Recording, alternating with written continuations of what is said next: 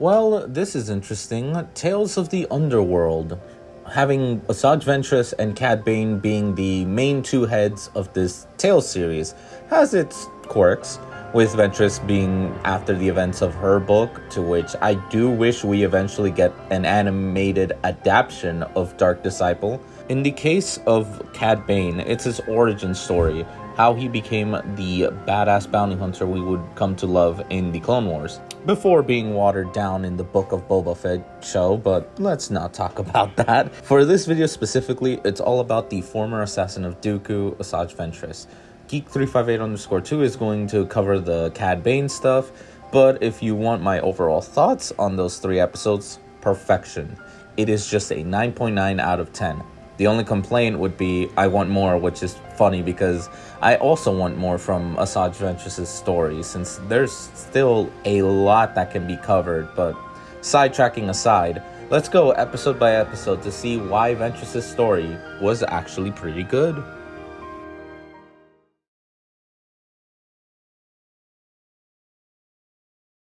Before we could get started, we have to address the elephant in the room, Dave Filoni. Now, if you want to skip this, I do have the timestamp on the episode review description down below, but this is also important to discuss because Ventress, there's something to address. We have to address with her specifically. Asajj Ventress came back from the dead. Now, it's possible that this is a unique thing to the Night Sisters, and it could be a specific kind of magic to them, but it makes you question what other things can be used to bring people back from the dead. There is cloning, although using a Legends example, it is a way to bring back people from the dead, like Starkiller was in Star Wars The Force Unleashed 2, but all of that aside, there's one big reason I'm bringing Filoni into this. It's because, one, Ventress coming back to life seems like a slap to the face in terms of the Book of Dark Disciples. Her arc was complete there. They're turning to the light side with it costing her life, paying it and making sure that her love, Quinlan Voss, survived. It was the ultimate sacrifice that kind of doesn't matter anymore. Yes, I know that we have the prequels that have so many scenarios that Obi-Wan and Anakin should have been killed, but because they exist into the original trilogy, they have plot armor. But my problem goes into not taking the books seriously.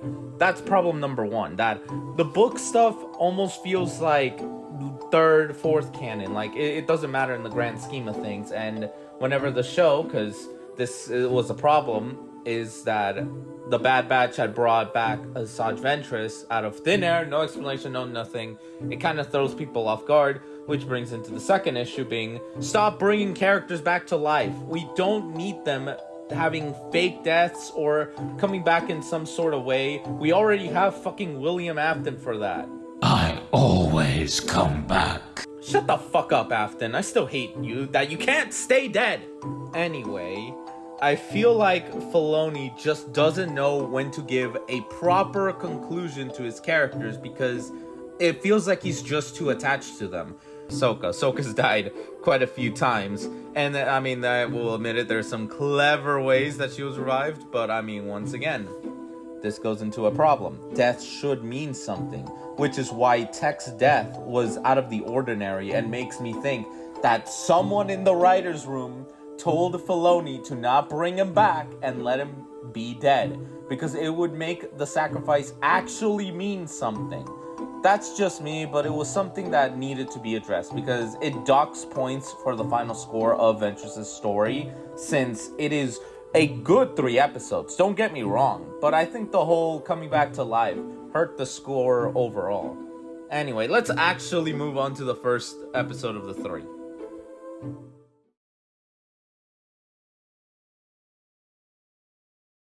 To start this off, I have to say Quinlan Voss, Obi-Wan Kenobi, and this animated version look amazing. Perfect. Just pure amazingness in this animation department. Also, having this part of the book, literally the end, be the starting point kind of makes a lot of sense, since we switch from the book perspective of Voss to Ventress' perspective. And or POV, and see that she was given the chance to be one with the Night Sisters, something like that, or go back to the living with a price of losing her love for Quinlan Vos. I honestly thought literally, but I guess it is to some extent, considering that when we next see her in the present time of sorts, she's working as a bodyguard in a post-Order 66 era, which, whatever did happen to Quinlan Vos? Oh well, we have a simple life for Ventress here, something that is kinda wholesome considering all the shit she had to deal with during the Clone Wars. Losing her family, being a slave essentially, losing her first master, going to the dark side, losing like a lot of times because villain of the week needs to lose, being betrayed by Dooku, betrayed by Asajj Ventress, losing her entire family again, and then dying. Like, this, it may be boring, but it's the best peaceful time Asajj gets before a kid with Force-sensitive powers comes into the mix, meaning that the peaceful life is gone. Honestly, let's blame her boss. She's the one that decided to rat out the Force-sensitive kid that was there. But anyway, the episode focuses from there of Asajj Ventress getting the kid out of the planet in order to get to safety. Said kid named Liko Strata. Funnily enough, Ventress wasn't going to join Liko in the whole hidden path until the mention of Quinlan Vos was involved in said path, grabbing her attention. So yeah, they do leave the planet, though first we must discuss the battle between Asajj Ventress and the Inquisitor. This was amazing, just pure fun lightsaber duel, and I like seeing Ventress with a yellow lightsaber facing an Inquisitor which has a red lightsaber. Feels oddly poetic since she's kinda now her own thing, no longer attached to the dark side, though also not attached to the light side per se. Also, what was funny was Liko thinking he could do something and immediately getting his ass handed to him, though it did have this amazing addition of the fight having Asajj with a yellow and blue lightsabers. And I kind of feel it's oddly poetic as well, because obviously yellow lightsabers is kind of doing her own thing, but having the blue one shows that there's still some attachment to the light side she has, now that she's no longer in the dark side, so I kind of really like that. Though this was the most funnest duel fight I've ever seen in animation. Probably one of the top tiers in terms of Star Wars animation fights. Now, the way the Inquisitor was beaten was interesting, getting cocky that he had bested Asajj only for Liko to stab him in the back with both lightsabers. Sounds like a fitting end to a dark side user. The episode ends with Asajj Ventress revealing who she is to Liko, the assassin of Dooku, since he kept thinking she was a Jedi. Was kinda smart cliffhanger, since having it say delay the whole reveal of who she was in the Clone Wars would have been such an annoying thing to do, so good for Ventress for revealing this info to him the second she had the chance, like really early on. Episode rating honestly gets a 8 out of 10. It was pretty good with the lightsaber combat. The dynamic between these two is amazing, and the whole beginning part of the episode was just perfect.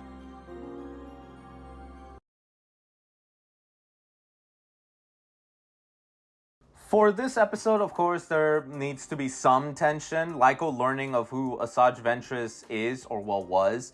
It would make anyone have some hesitation in trusting the person's intentions. Considering that the two were on opposite sides during the Clone Wars and having them work together is an interesting premise.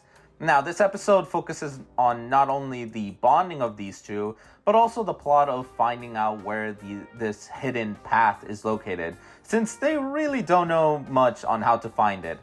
So, having Asajj use some shady connections from her bounty hunter days makes sense, since they would know a thing or two about, well, many things. Hell, watching bounty hunters in action is always fun, since it's about who can outwit the other first.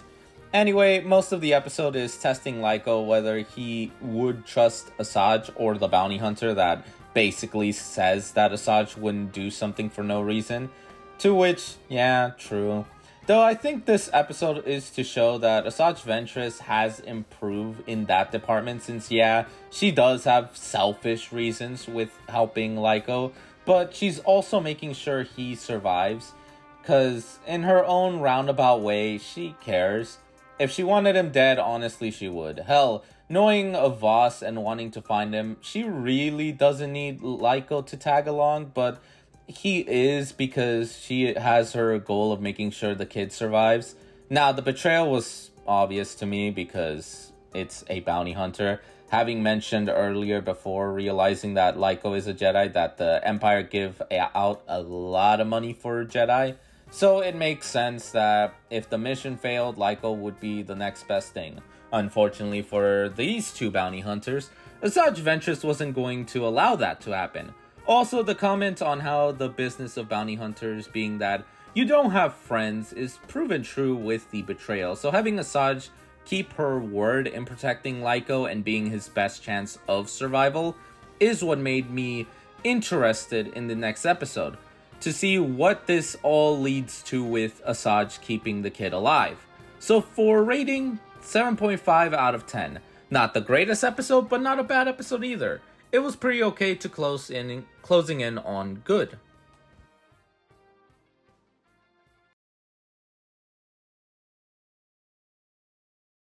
For this last episode, it had an interesting premise of how some people were just born into war, and when the war is over, what do they do with themselves? Have a peaceful life? Keep on fighting even though the said fighting is over? Well, we get that answer here when meeting a separatist who fought in the war. Though a comment that made me laugh is when discussing the battle droid on how it's just there for imitation, and Ventress saying they seem as effective as always, essentially dissing on how useless they are, which is funny. But the main point is that the man knows where Cypher Canyon is located, the place where the hidden path is located, though an interesting conversation came up how the Republic won the war and ended up as the Empire. So saying that the CIS, or as like what its meaning is, Confederacy of Independent Systems, how they were also in the wrong because Dooku was using their cause for his own gain, which destroyed the CIS in the process, because they definitely wanted to be free from the Republic, do their own thing, and this was motivated thanks to like the rebellion of Naboo and stuff. But Dooku and Palpatine quite literally destroyed their cause, used it against them. Now, the two do help the man's grandchild in getting water, only because she can lead them closer to where they need to get to. And since he can't really do much because of Raiders getting him last time, so as one warrior to another was being requested, Ventress begrudgingly agreed to help the granddaughter in getting the water. Lyko accidentally causes the vehicle to stop working, as well as drawing attention to them, which leads to a chase scene with like a bunch of Raiders being on their tail. Some fun action is shown here, but what makes this episode different is the approach to solving the conflict. Rather than through violence and bloodshed, Lyko took the more true Jedi approach, the diplomacy approach, the Obi-Wan approach. This approach helped reveal that they weren't raiders, just people trying to protect their water spring, and that the old man and the granddaughter were stealing from them. Ventress being the one to convince the man that violence isn't the answer and there's a way to work things out without the need of blasters. Hell, she was telling the old man that Lyko, a Jedi, is her friend, something that the old Ventress would never do. This was probably my favorite Asajj Ventress moment, since it shows just how much she grew. From her first appearance ever of being an assassin, someone who devoted herself to the dark side and has an enemy of peace essentially, into someone that can take the diplomacy route and mean it, even though she can have, like, say, tsundere tendencies. Now, for the end part of having Lyko go into the hidden path without her, this is kind of her being able to just let go of the idea of seeing Quinlan Vos.